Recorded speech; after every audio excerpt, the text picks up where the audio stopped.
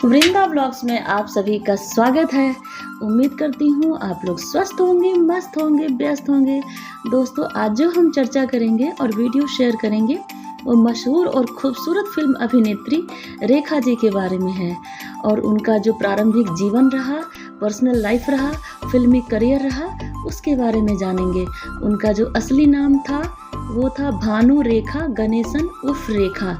Hindi film की एक अभिनेत्री हैं।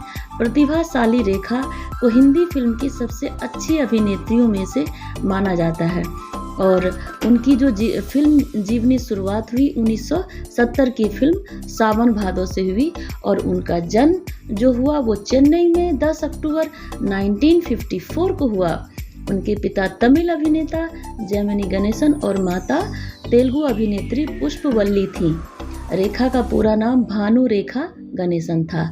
रेखा अपने पिता के नक्शे कदम पर चलती रहीं। इन्होंने चेन्नई में पढ़ाई की। इनको हिंदी, तमिल और इंग्लिश तीनों भाषाओं का ज्ञान था। रेखा के जन्म के समय उनके माता पिता शादीशुदा नहीं थे। रेखा की एक सगी बहन और एक सौतेला भाई और 5 सौतेली बहनें हैं। रेखा को अभिनय में ज़्यादा रुचि नहीं थी, लेकिन रेखा के परिवार की आर्थिक स्थिति अच्छी न होने के कारण उनको अपना स्कूल छोड़ना पड़ा। इसके बाद उन्होंने अभिनय की दुनिया में कदम रखा। रेखा जी अपने कभी भी सौतेले भाई बहन को अपना नहीं ऐसा हुआ कि नहीं माना। उन्होंने अपने सगे भाई बहन से भी ज़्यादा सबसे प्यार किया, सबके लिए सब कुछ किया।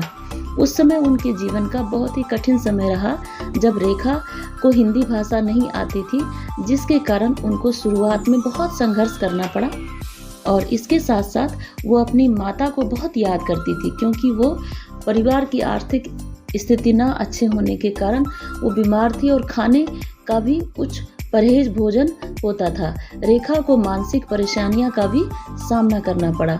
रेखा की जो फिल्म दुनिया का जो सफ़र रहा बहुत ही उतार चढ़ाव वाला रहा। दोस्तों, रेखा ने अपने जीवन में लगभग 170 फिल्में की, जिनमें से कुछ फिल्में सफल हुई और कुछ में से वो असफल भी रहीं, किंतु वे फिल्म करती रहीं। रेखा ने अपनी फिल्म जगत के सफ़र में हर तरह के किरदार के रूप में अभिनय किया और उस किरदार को सफल बनाया और जीवंत किया।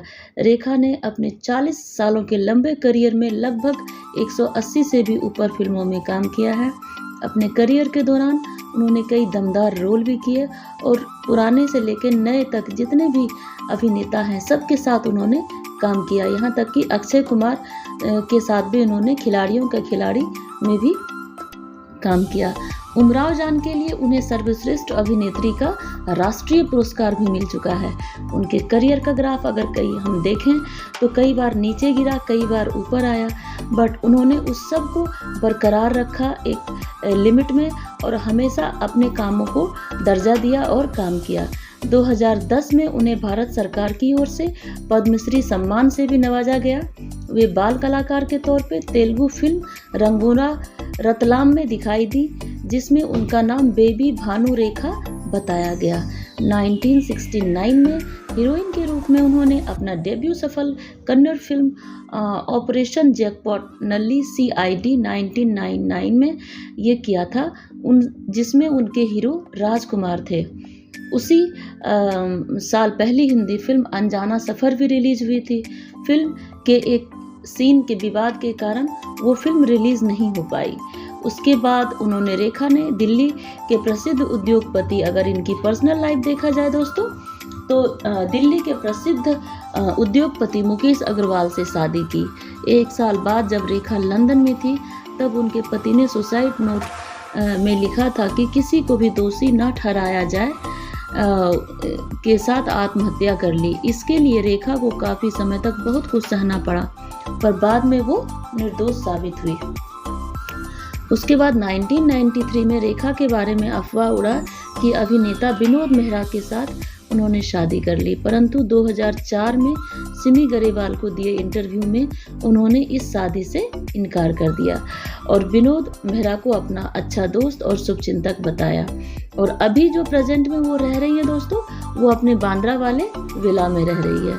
और रेखा के बारे में अगर कहा जाए तो उनकी बहुत सारी सफल फिल्में आई, जिसमें कि उनकी जो सबसे अच्छी फिल्म थी वो थी उमराव जान, खिलाड़ियों का खिलाड़ी, और जिसमें खूब उनकी जो तारीफ़ हुई, खून भरी मांग और मुकद्दर का सिकंदर, ये सब उनकी सर्वश्रेष्ठ फिल्म में आती है और इन सब के लिए उन्हें अवार्ड भी मिला।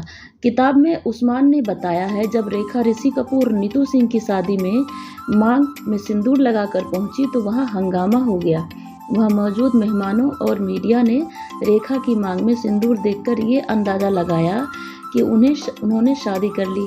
इतना ही नहीं, जब उस पार्टी में रेखा अमिताभ के पास जाकर उनसे बातचीत करने लगी तो चारों तरफ ये होने लगी कि वहाँ पे जया बच्चन के चेहरे पे देखने लायक था और सबने ये लगा कि अमिताभ बच्चन से उनकी जो दोस्ती है वो कुछ रिश्ते में बदल गई। तो ऐसा कुछ नहीं था। और रेखा के बारे में अगर कुछ सफल बातें और रोचक बातें और उनकी जो करियर ग्राफ और उनको जो अवार्ड मिला उसके बारे में बात करेंगे दोस्तों। तो रेखा ने अपने फिल्मी करियर में 180 फिल्में की हैं। रेखा एक ब्राह्मण थी जो आधी तमिल और आधी तेलुगु थी, क्योंकि उनके पिता जेमिनी गणेशन तमिल थे और उनकी माता पुष्पावली तेलुगु थी। जब उनका जन्म हुआ तो उनके माता पिता अविवाहित थे। रेखा उन फिल्म अभिनेत्रियों में से एक थी जो राजनीति में आई, परंतु उन्हें पद्मश्री का अवार्ड भी मिला। शुरुआती दिनों में रेखा इतनी उभर नहीं पाई क्योंकि तब रंग रूप को ज़्यादा अहमियत दी जाती थी। 1976 में रेखा अमिताभ की फिल्म दो अनजाने आई। इस फिल्म में दोनों एक दूसरे को पसंद करने लगे। रेखा को यहाँ से नया मोड़ मिला। 1978 की फिल्म घर में रेखा का करियर अतुलनीय रहा, जिसके कारण फिल्म फेयर अवार्ड से उनको नॉमिनेट किया गया। 1978 में ही मुकद्दर का सिकंदर फिल्म रेखा की सफल फिल्मों में से एक है दोस्तों, और इस फिल्म को उस दशक की ब्लॉकबस्टर फिल्मों का दर्जा मिला। खूबसूरत फिल्म के लिए रेखा को फिल्म फेयर अवार्ड से भी नवाजा गया। 1980 फिल्म में सिलसिला रेखा और अमिताभ की जोड़ी की आखिरी फिल्म थी। इसके पहले इनकी जोड़ी ने काफ़ी हिट फिल्में दी। यह फिल्म रेखा, अमिताभ, जया बच्चन की त्रिकोण प्यार के ऊपर आधारित थी। कहा जाता है यहीं से उनके प्यार का अंत हुआ। 1981 में रेखा की उमराव जान आई, जिसमें उनके अतुलनीय किरदार के लिए उन्हें नेशनल अवार्ड से सम्मानित किया गया। 1996 में खिलाड़ियों का खिलाड़ी के लिए रेखा को तीसरा फिल्म फेयर अवार्ड मिला और रेखा को 1998 में अपना दूसरा फिल्म फेयर अवार्ड खून भरी मांग के लिए मिला। तो दोस्तों जो मिला जुला उनके बारे में जानकारी है, कहा जाए तो रेखा एक सफल इंसान है, सफल अभिनेत्री हैं और बहुत ही अच्छे और जिंदा दिल इंसान हैं। अभी वो कई सारे छोटे छोटे जो इवेंट्स होते हैं उसमें दिखाई देती हैं अपनी कांजीवरम साड़ी में, और खूबसूरत रेखा अभी भी वैसी लगती हैं। तो उम्मीद करती हूँ कि आपको ये जो इन्फॉर्मेशन मिली है सभी को पसंद आया होगा। तो प्लीज़ इसे लाइक करें, शेयर करें, सब्सक्राइब ज़रूर करें। Thank you.